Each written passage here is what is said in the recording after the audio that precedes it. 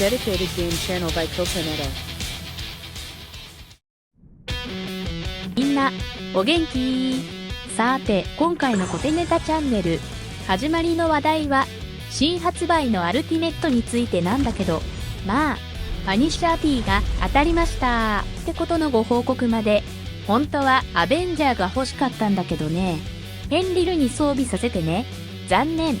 ということで次の話題はおちょこちに新武器を装備させるとどのくらいぶっ飛んでるのかってことの確認です。ベンチマークテストはまずドット系のフル装備、次にラスト系とドット系のハーフでどのくらいの違いがあるのか確認します。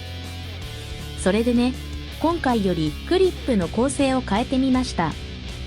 クリップの前半は始まりのくだらない話題やメインとなる検証や再確認のベンチマークテストなんかをまとめてみます。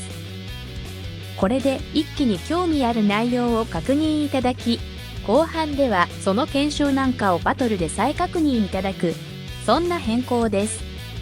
なので後半のバトルについては基本ナレーションなしの単なるバトルクリップとなります。とはいえポイントや説明が必要な時はコメント差し込んだりはするけどね。ってことで、それじゃクリップに戻って今の確認はドット系武器によるニュークリア増加、これが極端に低くってね。どうやらドットダメージはカウント外のようだねってことの確認です。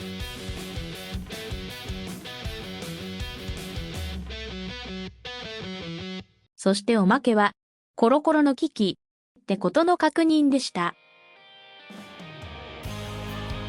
それでは次のラスト系とドット系のハーフダメージってどうなんだろうね。どれだけの違いが生まれるのか、アンプ増加はどうなんだろうってことになります。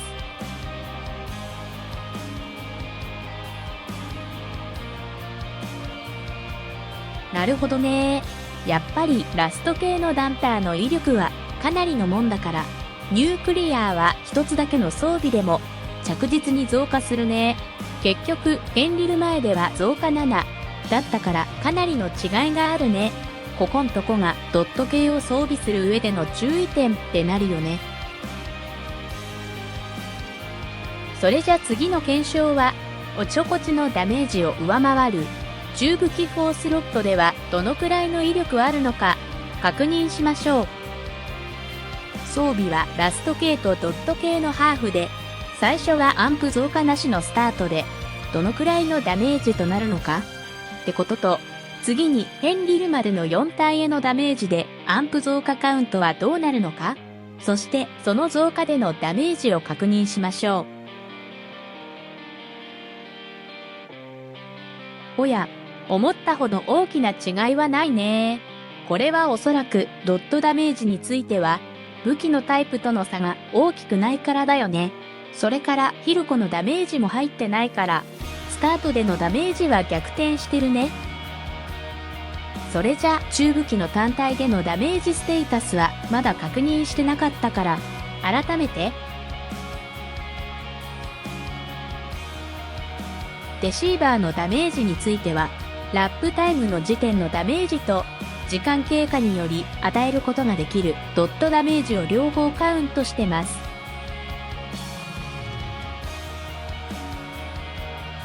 それではベンチマークテストの結果グラフで比較しましょう。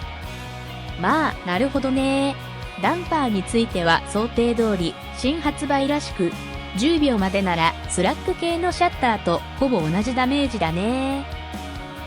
レシーバーについてはこれもケースバイケースだけど、ドットダメージを防げない時にはほぼ音響系と同じダメージを受けるってことになるんだね。なるほど。それだから組み合わせて装備することでぶっ飛んでるレベルを超えるわけだね。それじゃここからの後半はさっきのベンチマークテストでのコンビネーションでバトルやってみます。どんな威力が発揮できるのかご確認ください。まずはファフニールにラスト系とドット系をハーフで装備しました。